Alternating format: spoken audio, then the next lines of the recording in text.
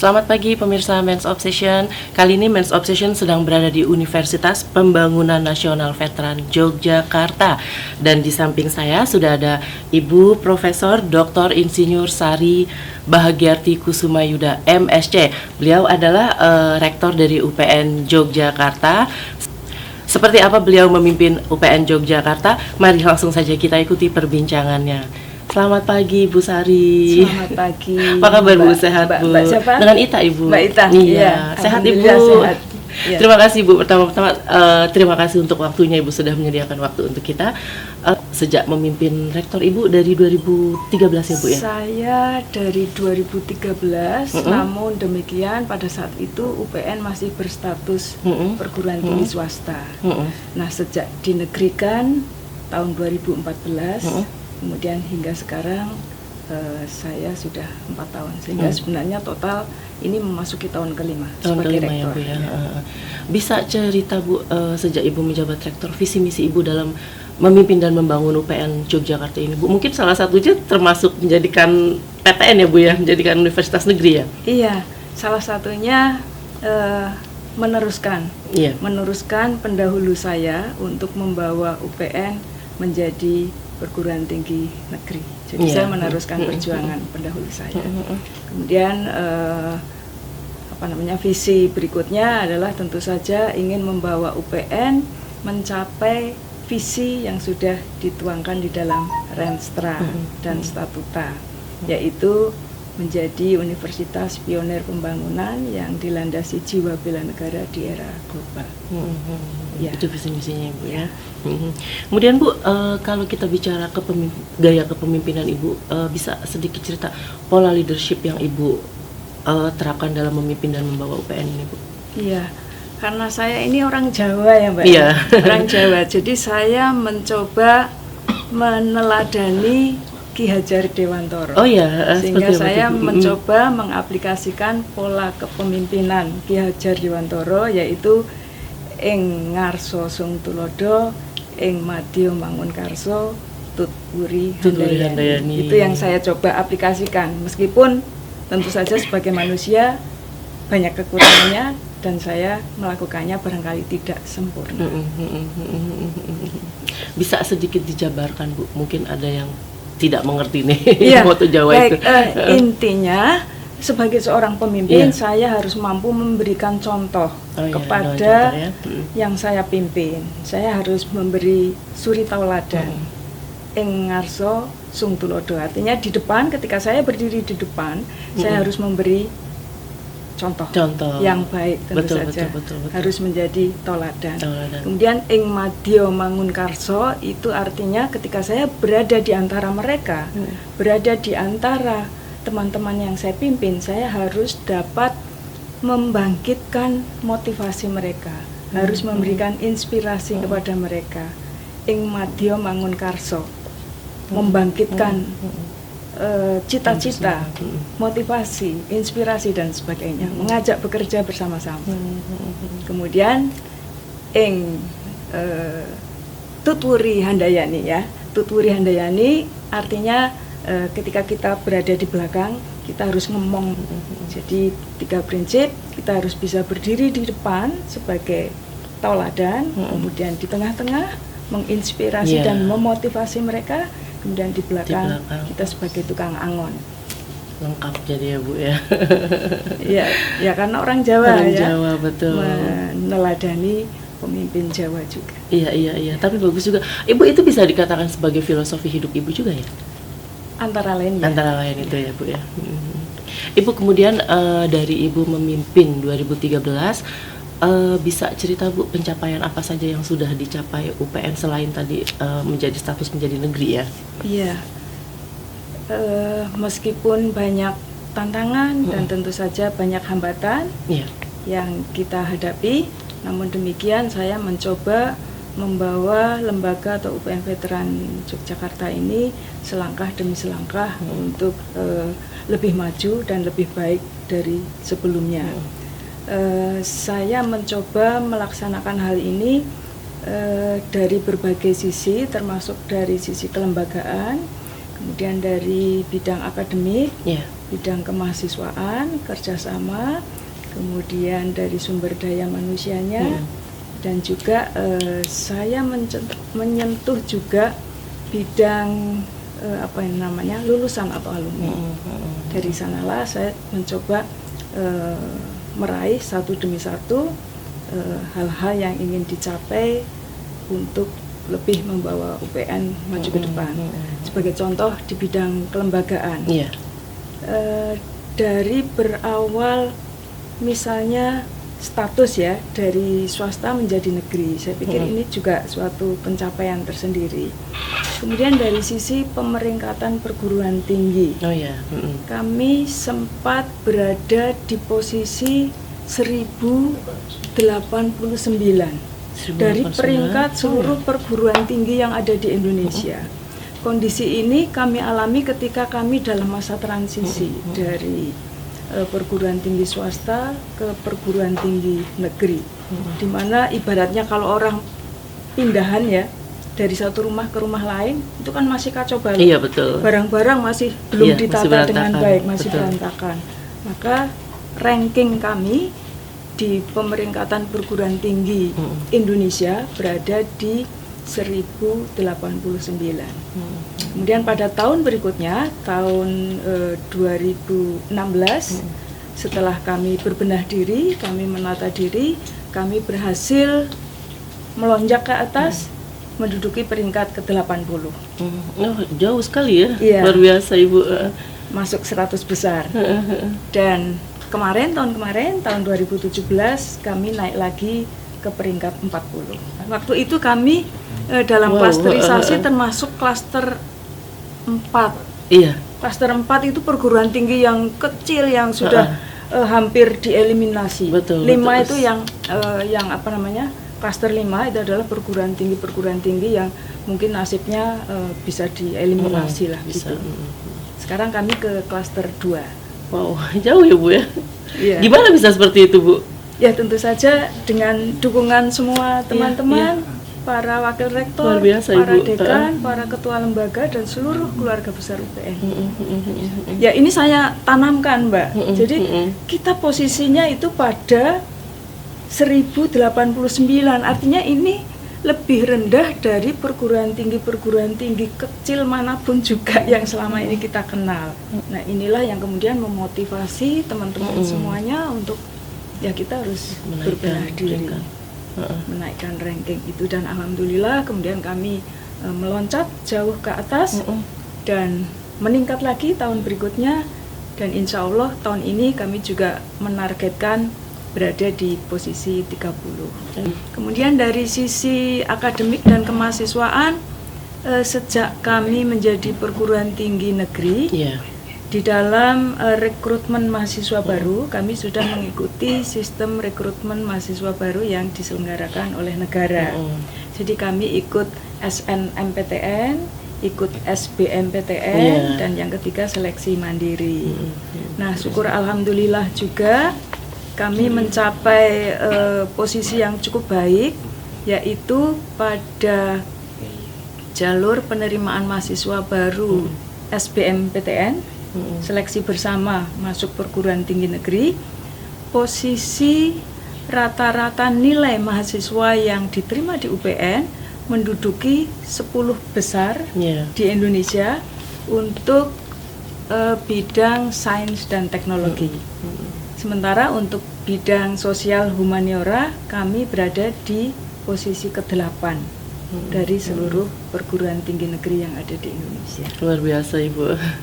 Minatnya atau animo juga melonjak tajam. Melonjak juga. Ketika kami masih perguruan tinggi swasta, maksimal animo yang ingin masuk ke UPN Veteran Yogyakarta sekitar 13.000 calon mahasiswa. Setelah kami menjadi PTN pada tahun 2016, animo kami menjadi 37.000. Tahun 2015 itu 37.000. Sebelumnya adalah 13.000 ya. Kemudian 2016 meloncat menjadi 46.000 dan 2017 menjadi 51.000. Ya. Saya yakin tahun ini Melonjak lagi. naik lagi karena Ya. dari sisi SBMPTN saja, kalau tahun lalu pendaftar kami adalah 26.000, saat ini sudah mencapai 29.000. 29.000. Iya. Wow, sudah melonjak ya Bu ya. Iya, ini dari sisi kelembagaan, kemudian dari akademik dan kemahasiswaan Iya, ya. betul. Dari sisi akademik, misalnya masa studi mahasiswa kami menurun ya Pak ya, menurun. iya. Dari dulunya itu 4,6 tahun Iya. rata-rata, Iya. sekarang menjadi 4,3 tahun. Oh ya. Lebih maju lagi. Ya, Iya, lebih sedikit, lebih cepat. lebih sedikit. Memang masih ada yang lulusnya katakanlah lebih dari 5 tahun tuh Iya. ada, tetapi di sisi lain yang kurang dari 4 tahun juga sudah mulai banyak. Udah banyak. Ya, kemudian IPK juga rata-ratanya meningkat. Kalau dulu sekitar 3,2 ya, sekarang sudah lebih dari itu, 3,26, 3,3 rata-ratanya. Ini luar biasa Ibu. Kemudian dari sisi kemahasiswaan dipimpin oleh beliau ini Iya. juga banyak Masih ada lagi. prestasi-prestasi Nah iya, internasional prestasi yang mahasiswa apa mereka- aja termasuk diantaranya? yang banyak meraih prestasi internasional itu dari Fakultas Teknologi Mineral, Mbak. Oh iya. Jadi mereka itu memang mahasiswa-mahasiswa yang kreatif dan Iya. dan apa ya, wawasan mereka untuk menjalin jejaring secara internasional itu memang besar. Seperti misalnya mahasiswa teknik perminyakan, Iya. teknik pertambangan, teknik geologi, juga teknik geofisika. Itu prestasi mereka menurut saya sebagai pimpinan UPN itu sangat membanggakan. Kemudian juga yang cukup baik prestasinya dari mahasiswa ilmu komunikasi, Oh iya. juga internasional, kemudian hubungan internasional. Mahasiswa-mahasiswa dari program studi hubungan internasional. Bahkan untuk jurusan hubungan internasional dipercaya oleh Kementerian Luar Negeri Republik Indonesia menjadi salah satu jurusan yang menjadi tempat BSBI. BSBI itu adalah Beasiswa Budaya Indonesia yang diselenggarakan oleh Kementerian Luar Negeri setiap tahun. Yeah. Di mana mahasiswa-mahasiswa dari seluruh dunia diberi beasiswa oleh pemerintah Indonesia untuk mempelajari budaya Indonesia dan dititipkan di perguruan tinggi tertentu. Dan di Jogja ini hanya kami yang dititipi oleh yang dipercaya oleh Kementerian Luar Negeri. Ada di Bali, kemudian di Kalimantan, ada di 5 tempat. Dan Jogja itu kami. Luar biasa Setiap Ibu tahun. Santi. Dan saya kira banyak hal lah ya. Masih banyak ya Bu ya. Iya. Iya. Ibu, kalau tadi kan Ibu sempat sampaikan untuk mencapai itu semua ada banyak tantangan ya Bu ya. Bisa disebutkan Bu, apa saja tantangannya Bu yang termasuk? Yang pertama, persaingan yang ketat di antara perguruan tinggi itu sendiri. Apalagi kami sekarang masuk jajaran perguruan tinggi negeri, di mana pesaing kami itu PTN besar-besar, raksasa-raksasa itu yang statusnya sudah PTN badan hukum ya. Itu menjadi tantangan tersendiri bagi kami. Tantangan itu adalah untuk meningkatkan kualitas sumber daya manusia, kemudian meningkatkan kuantitas dan kualitas sarana dan prasarana yang ada di tempat kami. Misalnya peralatan laboratorium, sarana prasarana yang ada di kelas dan sebagainya. Tantangan yang lain adalah karena jumlah mahasiswa kami semakin meningkat, karena program studi kami juga bertambah, maka kami memerlukan banyak ruangan sebenarnya, memerlukan banyak gedung. Tapi di sisi lain kami masih punya kendala untuk membangun gedung baru. Karena dari status kami yang berubah dari PTS ke PTN, ini belum semua aset itu terselesaikan urusannya. Iya, tanah dan gedung itu masih ada kendala. Dan satu lagi sumber daya manusia, yaitu status kepegawaian teman-teman kami yang belum tuntas. Dan itu juga menjadi keprihatinan kami untuk turut memperjuangkan status mereka supaya sesuai dengan yang diharapkan. Iya. Itu tantangan yang cukup ya termasuk terbesar bagi saya, Iya, saya betul, betul. sebagai rektor. Iya. Kemudian dalam menjawab tantangan tersebut, Iya. langkah strategis apa saja yang Ibu lakukan bersama tim? Iya, tim kami bentuk, kemudian kami menyadari bahwa kami tidak bisa bekerja sendiri karena menyangkut dan melibatkan institusi di luar UPN. Iya, betul. Menyangkut kementerian, dan kementerian itu tidak hanya Kemenristek Dikti saja, tapi kementerian lain. Dalam hal ini misalnya Kementerian Pertahanan yang dulu menjadi pembina kami sebelum kami dinegerikan sebagai PTN di bawah Kemenristek Dikti, kami dibina oleh Kementerian Pertahanan. Nah, kami harus menjalin hubungan baik dengan mereka supaya status penegerian ini menjadi tuntas, semua sumber daya itu bisa diselesaikan dengan baik. Iya, betul. Dan kami juga bekerja sama dengan perguruan tinggi negeri baru lainnya untuk bersama-sama memperjuangkan. Iya, baik aset maupun yang utama adalah sumber daya manusia. Oke, Ibu, yang menarik nih, tadi kan Ibu sempat sampaikan beberapa prestasi mahasiswa internasional ya Bu ya. Nah itu ada langkah-langkah strategis atau kebijakan yang Ibu terapkan di kampus ini Bu dalam rangka mendukung kualitas pendidikan di UPN Bu? Ya, di tempat kami kan ada wakil rektor bidang kemahasiswaan, kerjasama, alumni dan sebagainya, beliau ini. Iya, Pak Singgi ya. Beliau punya jajaran di bawahnya. Ada di bawah beliau ada biro ya, biro akademik kemahasiswaan, kerjasama dan perencanaan. Kemudian selain biro, di fakultas-fakultas beliau didukung oleh para wakil-wakil dekan bidang kemahasiswaan, kerjasama dan perencanaan. Nah, beliau mempunyai program-program yang ditujukan untuk meningkatkan prestasi dan membina mahasiswa untuk terus meningkatkan prestasi mereka. Misalnya di bidang program kreativitas mahasiswa, beliau dengan jajaran juga melakukan upaya-upaya untuk agar setiap tahun jumlah judul yang diajukan untuk program kreativitas mahasiswa itu selalu meningkat. Kemudian di bawah beliau juga ada dibentuk organisasi-organisasi kemahasiswaan, misalnya unit apa Pak? UKM coba? Unit kegiatan mahasiswa UKM. Kami punya lebih dari 25 UKM. Iya. Selain itu ada organisasi kemahasiswaan yang kita kenal dengan sebutan BEM ya. BEM itu ada di tingkat universitas maupun di fakultas. Kemudian di bawahnya ada himpunan mahasiswa jurusan. Nah, di bawah organisasi-organisasi tersebutlah semua kegiatan-kegiatan baik yang berbasis kepada minat bakat, seni dan olahraga maupun penalaran itu dibina dan ditingkatkan. Ya, mereka juga kita libatkan dalam beberapa program-program kegiatan. Oke.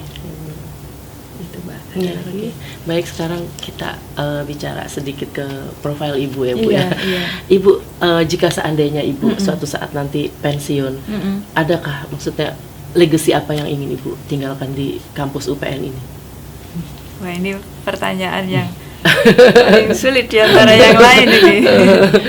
Kalau sudah pensiun, saya ingin melihat UPN itu sudah besar. Iya, mungkin mahasiswanya sudah 50.000 gitu ya, setidaknya di atas 25.000. Terus saya juga ingin melihat UPN nanti suatu saat punya kampus yang luas. Amin. Yang seperti kampusnya Harvard University gitu ya, setidaknya seperti kampus UI di Depok. Itu yang ingin saya lihat ketika saya sudah pensiun nanti. Amin.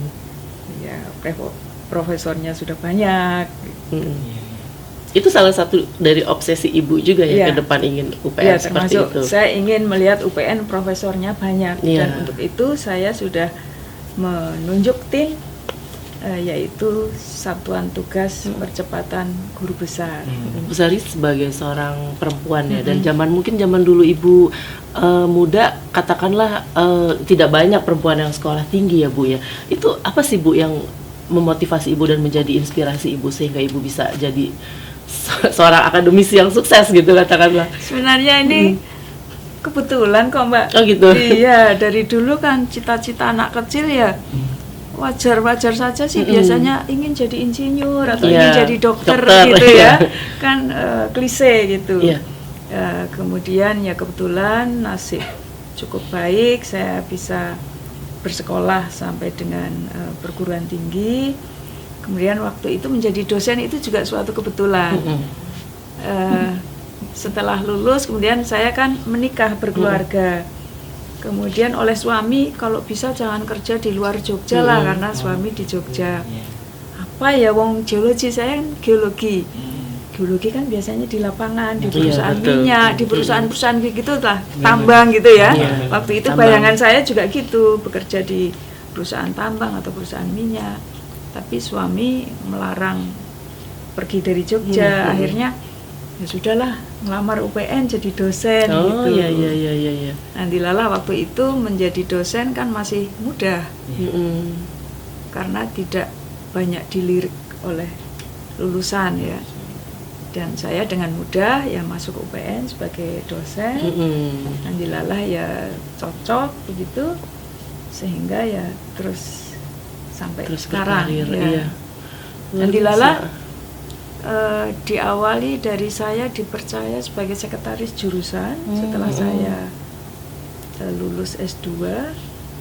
Kemudian sekretaris jurusan saya ambil S3 di ITB, lulus S3 dipercaya oleh rektor waktu itu sebagai ketua lembaga penelitian. Ketua lembaga penelitian 2 tahun, kemudian lembaga penelitian dan lembaga pengabdian kepada masyarakat di merger. Dan saya yang dipercaya memimpin, sehingga 2 tahun berikutnya saya menjadi ketua lembaga penelitian dan pengabdian kepada masyarakat. Setelah itu di Fakultas Teknologi Mineral pemilihan dekan. Saya bersaing dengan beliau nih. Oh iya, dengan Pak Singgi. Bersaing dengan beliau. Iya. Alhamdulillah waktu itu saya yang menang. Saya dipercaya menjadi dekan Fakultas Teknologi Mineral selama 4 tahun. Kami ini kan pada saat penegrian diberi amanah oleh Kementerian Pertahanan untuk menjadi kampus bela negara. Dan kami bertiga, UPN Jogja, UPN Jakarta, UPN Jawa Timur. Hanya kami bertigalah universitas yang ada di Indonesia yang secara nyata dan tertuang di dalam peraturan presiden amanah untuk menjadi kampus bela negara. Kampus bela negara, betul. Yang lain boleh saja mengklaim, loh saya juga kampus bela negara kok, monggo. Tetapi pada kenyataannya yang benar-benar ada amanahnya resmi, secara tertulis resmi, ada kami ya. Bertiga, ada perpresnya. Nah, sesuai dengan hal ini, maka kami mencoba untuk tidak menyia-nyiakannya. Kami benar-benar mengemban amanah tersebut dan kami tuangkan selanjutnya di dalam peraturan rektor tentang pengembangan UPN Veteran sebagai kampus bela negara. Betul. Kami kemudian membuat kegiatan yang kami beri nama Sinergi Kampus Bela Negara Indonesia. Yang program ini mengajak seluruh universitas atau perguruan tinggi yang ada di Indonesia yang mempunyai visi sama dalam bela negara untuk bergabung, berkolaborasi, bekerja sama, sharing pengalaman, sharing program di dalam apa yang kami beri nama Sinergi Kampus Bela Negara Indonesia. Di antara kegiatannya kami melakukan pemeringkatan Kampus Bela Negara Indonesia sejak tahun lalu. Dan kebetulan kami di peringkat pertama. Oh ya. Dan ternyata yang ada di peringkat itu tidak hanya PTN saja. Iya. Perguruan tinggi swasta itu juga ya? ada yang baik-baik dalam. Iya. Tapi indilalah ketika UPN masuk 10 besar semua 10 ya. besar. Ya mereka kan malu juga kalau nggak masuk Iya. 10 besar ya. Mereka harus punya komitmen untuk mengembangkan kampusnya Bela sebagai negara. kampus bela negara. Namun demikian bela negara itu kan sangat luas ya, Mas ya Mbak ya. Kami ingin mempunyai fokus dalam bela negara ini. Di mana Bu? Sementara kami didukung oleh fakultas-fakultas yang memang menunjang untuk itu. Akhirnya kami putuskan bahwa dalam bela negara ini kami akan fokus dalam 3 atau 4 hal. Yang pertama dalam bidang ketahanan energi. Kami juga ingin mengembangkan kampus ini menjadi kampus energi. Kemudian yang kedua, kami punya kompetensi yang cukup baik dan sudah diakui baik secara nasional maupun internasional adalah di bidang kepedulian terhadap bencana. Oh iya. Kami ingin terus mengembangkan sebagai kampus peduli bencana. Oh iya. Ini kan semuanya bela negara nih. Iya betul. Bela negara kan nggak harus militerisme bawa senjata. Kemudian kepedulian kami terhadap lingkungan. Dan ini kami implementasikan dengan cara mengembangkan kampus ini sebagai Green Sustainable Campus. Green Campus, iya, kampus yang hijau lestari, hijau dan berkesinambungan. Tentu saja tidak hanya kampusnya banyak tanamannya, tetapi juga pengelolaan lingkungannya harus baik. Baik, betul. Itu yang ingin kami perkuat kapasitas kami dalam rangka payung besar bela negara. Oke, baik. Tahun ini insya Allah Agustus nanti kami akan menyelenggarakan Jambore Nasional Bela Negara. Bela negara. Di usia yang sudah tidak muda lagi, masih 60. sehat dan bugar, ini gimana bisa seperti itu Bu? Khasiatnya Bu, resepnya? Yang pertama katanya being happy ya. Oh iya gitu. Saya diberi buku oleh teman saya ketika saya kuliah S2 di EIT, judulnya Being Happy. Wah, ini bagus sekali. Dan saya mencoba menerapkan itu. Oh iya. Dan berhasil Bu? Ya mudah-mudahan insya Allah ya. Judul aslinya Being Happy, kemudian buku ini kayaknya best seller ya. Diterjemahkan ke Indonesia, bahasa Indonesia, judulnya menjadi Bahagia Sekarang Juga. Kayaknya di Gramedia ada. Ada ya. Tuh kemudian ya sudah ya ikut arus saja lah. Happy aja intinya Bu ya. Kemudian minum air putih setiap pagi. Minimal 1 liter. Itu yang saya lakukan sejak saya kuliah dulu, sejak masih S1, kuliah S1. Saya dikasih tahu teman, kalau bangun tidur pokoknya yang pertama kali dilakukan adalah minum air putih 2 gelas minimal. Yaitu saya lakukan sampai sekarang. Kemudian olahraga semampunya. Oh iya, masih olahraga Bu? Jalan ya, jalan, senam sendiri di rumah. Gitu ya Mbak? Iya. Kalau ada waktu luang Bu, hobi lain Ibu mungkin berkebun atau jalan. Traveling ya? Dengan keluarga, cucu ya? Fotografi. Oh, Ibu senang fotografi. Wah, luar biasa nih Ibu. Kalender UPN itu. Wah, keren. Sejak saya jadi rektor. Oh iya, foto Ibu semua. Keren banget. Meskipun tidak saya semua, tapi saya selalu berkontribusi. Luar biasa Ibu. Udah lama Bu mendalami fotografi? Sejak kuliah S1. Oh, iya. Beberapa pictorial book saya buat. Misalnya saya beri judul Merapi, A Symphony of Merapi. Jadi saya fokus kepada Merapi. Keren. Saya buat buku, saya beri judul The Symphony of Merapi. Saya nggak ada di sini bukunya. Luar biasa Ibu, di sisi lainnya menarik sekali. Saya ingin menyampaikan juga, saya sangat terinspirasi dengan promotor saya ketika S3. Dia selalu mengatakan, kalau kamu bekerja apapun ya, merencanakan dan melakukan pekerjaan harus sistematik. Iya. Kemudian akurat, katanya begitu. Jadi akurat ini harus dalam banyak hal ya. Akurat dalam waktu, akurat dalam dimensi, akurat dalam ukuran, akurat dalam menepati janji. Saya terkesan betul, dan saya mencoba meskipun tidak sempurna mengikuti arahan beliau. Jadi sistematik, kemudian akurat.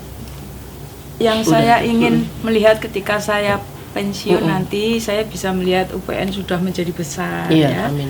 Untuk itu, senyampang saya masih jadi rektor, saya ingin membeli, bukan saya sih, duitnya UPN tentu saja ya, menyiapkan lahan untuk pengembangan kampus UPN, minimal 100 hektar. Ada beberapa lokasi yang sudah kami incer, antara lain di Kulon Progo, mengingat besok bandara ada di Kulon Progo. Betul. Alternatif kedua masih tetap di Sleman. Jadi kira-kira kalau nggak Kulon Progo, mendekati bandara, kemudian mungkin Sleman. Ada beberapa lahan yang sudah ditawarkan ke kami, sedang kami pertimbangkan dari banyak sisi, termasuk aksesibilitasnya, kemudian dari sisi geologinya juga. Pernah kami ditawarin di Sleman, tapi itu jalur gempa, Mas, coba bayangkan. Padahal siklus gempa di Jogja itu kurang lebih 50 tahunan. Oke lah, sekarang nggak ada gempa, tapi nanti meskipun ya setelah 50 tahun saya itu sudah pensiun, apa saya sudah nggak ada, nah kampusnya tergoncang gempa, kemudian terjadi kerusakan, kan sopo mbiyen kae sing mutuske. Ya kan? Dulu siapa sih yang memutuskan UPN pindah di sini? Oh, Bu Sari gitu kan. Berdosa saya. Iya, betul. Betul. Ternyata jalur gempa secara geologis itu termasuk jalur patahan aktif yang sewaktu-waktu bisa bergerak. Menimbulkan gempa. Betul. Oke, baik. Ibu Sari, terima kasih banyak waktunya. Mudah-mudahan sesuai sasaran ya, menginspirasi ya. Betul. Sangat ya. Alhamdulillah. Pastinya. Baik Bu Sari, terima kasih banyak waktunya. Sama-sama, Ibu. Baik, demikian perbincangan kami dengan Ibu Profesor Dr. Insinyur Sari Bahagiarti Kusumayuda MSc. Untuk selanjutnya bisa dilihat di majalah Men's Obsession edisi Mei 2018 atau kunjungi website kami di www.mensobsession.com. Saya dengan Suci Yulianita pamit undur diri. Terima kasih dan sampai jumpa.